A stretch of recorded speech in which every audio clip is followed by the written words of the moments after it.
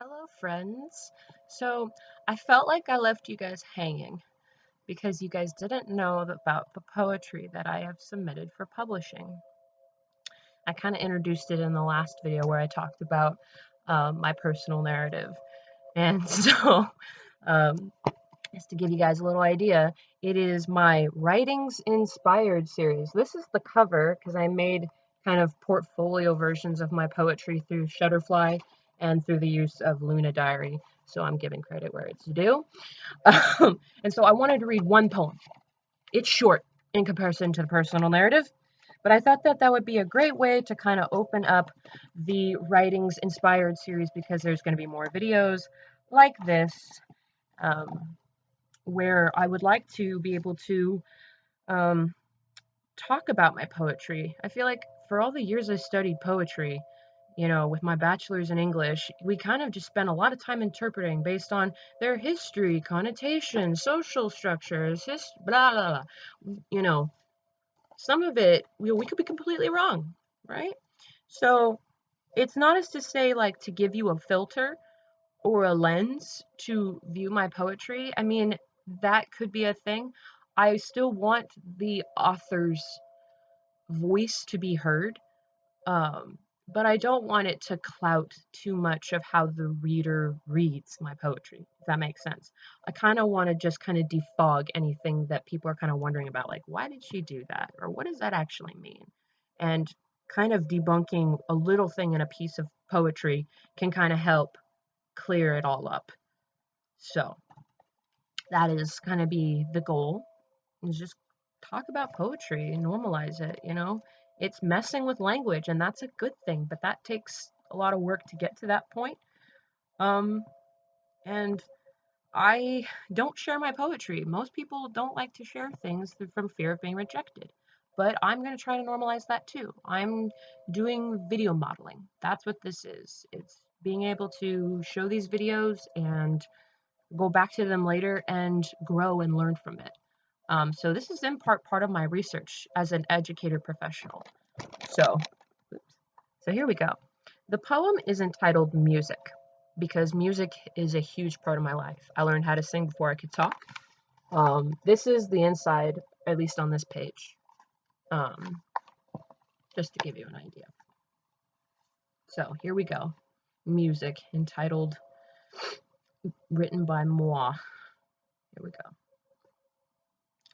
In its many forms has kept me sane, and in its constant discovery I find inspiration and joy across a vast plain. I've uncovered greater star kids and stray kids. I've felt the roots that connect us, freely attempted within a song. Composers, another language, a wondrous process to behold.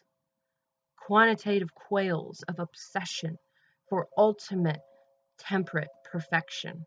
Suffer the artist does not, for more music can only be sought. So that is my really short poem on poetry, um, on music. I spent a lot of time with this stuff, so bear with me. Um, this particular book, because this is the second book, the first book. Don't worry, we'll get to it, but it's this one. So I have two now. But this one I spent a particularly long time editing. And so, again, now we will go through the connotation or the meaning or the inspiration behind this. First of all, for those of you who don't know, Star Kids is a theater company. They write their own plays, they compose the music associated with those musicals, and then they put them on themselves through Kickstarters and other various patrons. And they were a theater company that were taking rise and gaining traction around the same time that I was entering college, and they had just graduated college. And now, 10 years later, they are, a force to be reckoned with. And that has just kept my fire going. And then I mentioned Stray Kids. And they are a K-pop band that, again, have demonstrated musical gumption, musical perfection, and have gone to the beat of their own drum. and stay true to them, and have really made connections with me when, I have felt, super lost, depressed, whatever it may be. And so that's why I highlight those two. And also because I find the irony funny that they're called Star Kids and Stray Kids. And so I kind of like, you know, show the connections between the two great musical artists slash companies.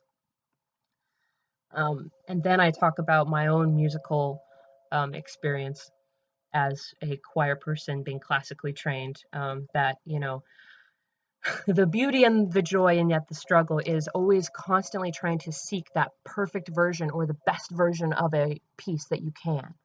And that after every single time you perform, like actually in front of an audience, you will always find things that oh man, I could have a little higher on that note, or I could have energized that note a little longer, or whatever it is. But that in and of itself, that struggle is beautiful, because there's never ever this feeling of like, okay, now I'm done.